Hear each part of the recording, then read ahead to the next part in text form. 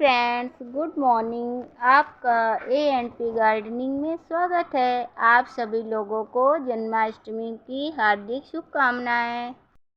Mummy, आप इन शिकड़ों को क्यों नहीं फेंक रही हैं? बेटा, हम शिकलों को हम अपने गार्डनिंग में यूज करेंगे। इनको कौन गार्डनिंग में यूज करता है? मूंगफली के छिकलों में बेटा प्रोटीन होता है जितना कि बादाम में होता है। मूंगफली के दाने जितना हम लोगों के लिए फ़ायदेमंद होते हैं, उसी तरह से मूंगफली के छिकले प्लांटों के लिए फ़ायदेमंद होते हैं, क्योंकि इनके छिकलों में नाइट्रोजन, पोटेशियम, फास्फोरस, कैल्शियम पाया जाता है, जो पौधे की जड़, तना, फूल, फल के लिए बहुत ही ज़रूरत होती है।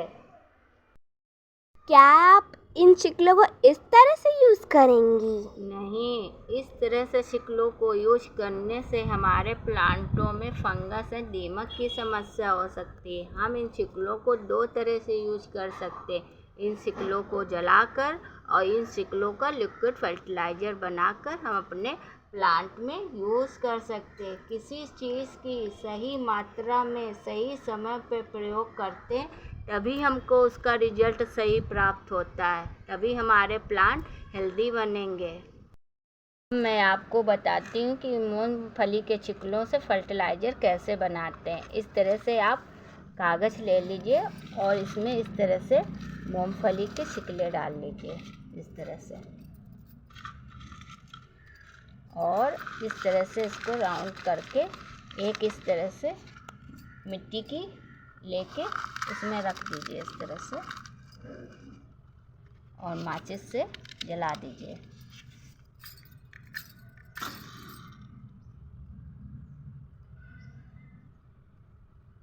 इस तरह से जला दीजिए।